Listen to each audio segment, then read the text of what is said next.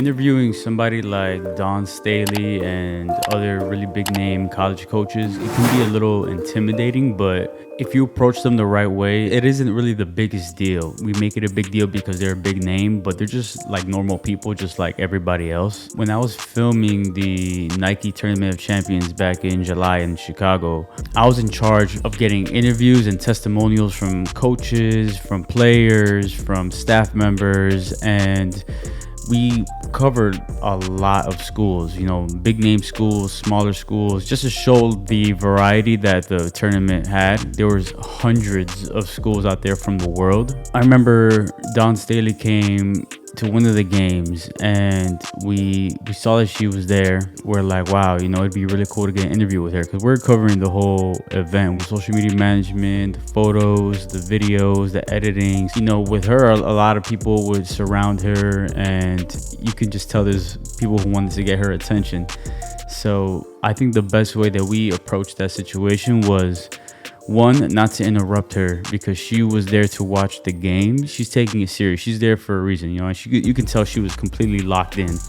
So we're kind of just waiting for her to see if there's any like dead time during the game, like halftime or at the end, or if she was kind of just not looking or paying attention.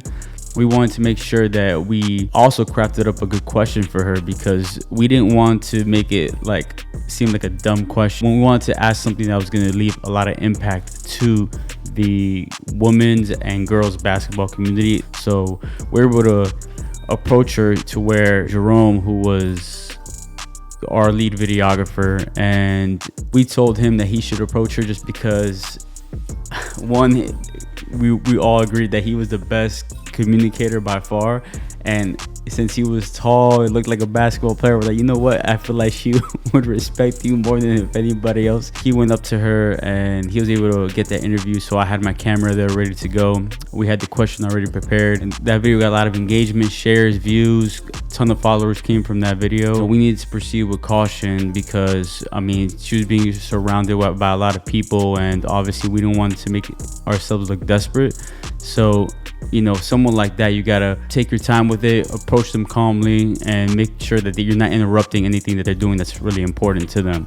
And that's how we approached every college coach that was there. So there were schools from UNC, USC, Temple, Arizona, Michigan. Think about the biggest schools in the nation. They were all there. So we had that same approach really with all those college coaches. Just whenever they had downtime, they were looking on their phones or just kind of dozing off, or if it was halftime, where they're not really scouting the players or anything like that, that's when we'd go in and ask them a few questions, and they'll tell us about what they see in the sport, or like what have they seen in the tournament so far, what's impressed them, and really just going from there. So the tournament itself was such a great experience because it really opened my eyes personally to how women's and girls sports is evolving, and how big the industry is going to get within the next 10 years. I hope this helps you out in regards to how you approach people like Don Staley or anybody else that is at a higher level in their industry. Make sure you approach them with caution, but remember, they're just a normal person too. Women's basketball, girls basketball is in high demand. I think more and more companies are going to pour into our sport. Our sport's been held back for such a long time, and now we're at a place where we're a hot commodity.